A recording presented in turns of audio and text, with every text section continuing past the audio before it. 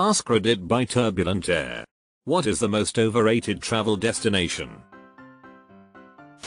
Plymouth Rock. It's a rock. It's not just a rock. Sniff. It's a boulder : Dubai. Dubai has always sounded like a holiday in materialistic hell. Dubai. It sucks so bad, there is nothing to do, and no culture. Unless you like gaudy designer bullshit or laying by the pool. Seems like an even worse version of Las Vegas, with no blackjack or hookers. Myrtle Beach.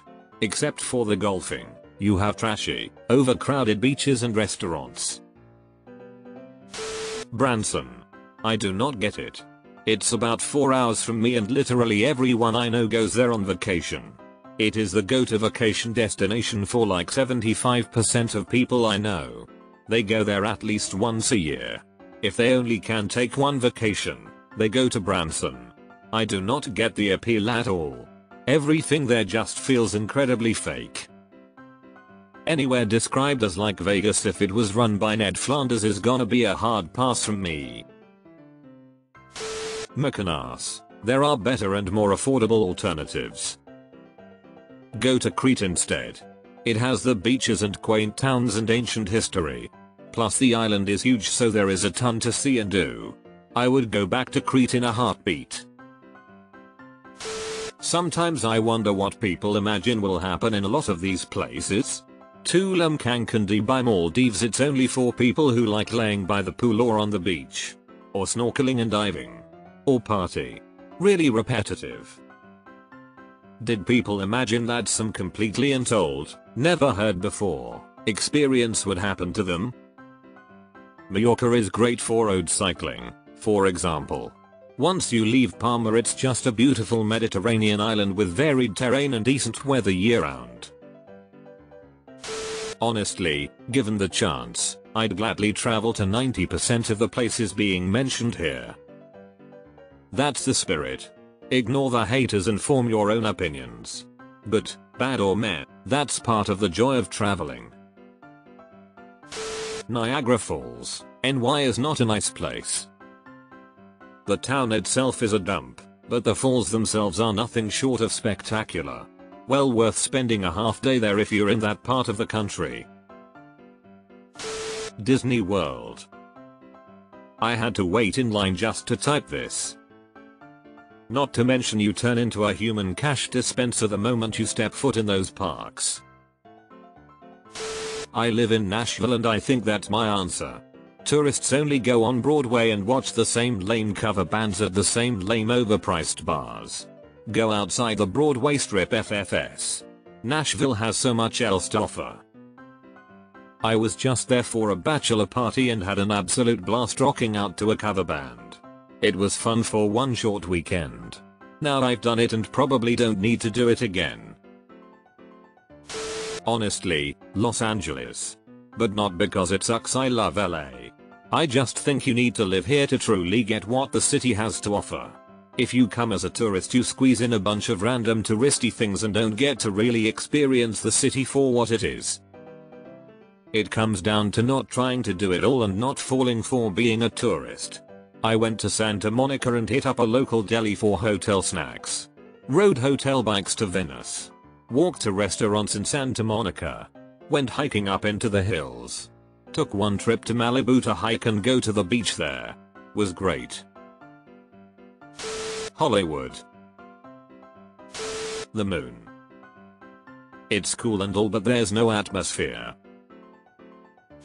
Egypt in general. Went to Egypt about 15 years ago. I really enjoyed Luxor, but Cairo Giza was a nightmare. Incessant car honking 24 hours a day everywhere you go, and everything is a hustle. Like from the moment you leave your hotel room until you return, any interaction with a local is a negotiation or there is some expectation you owe them money for some fictitious service. It was exhausting. Miami. Miami is all hype.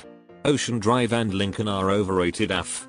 But the best damned Cuban food is in Hialeah, so there's that. Jamaica. It's sketch AF. In Jamaica it's best to stay at a resort. It's not an island where you want to go rent an Airbnb, a rental car and live like a local like you can on a lot of islands in the Caribbean. There are a lot of parts that are super dangerous. I have a Jamaican friend who grew up in Kingston and she had her wedding at the Half Moon Bay Resort and honeymooned at another resort in Negril. That is, even people from there go to the resorts when they want to be guaranteed a good time. Atlanta. Don't get me wrong. I live here and I love this city.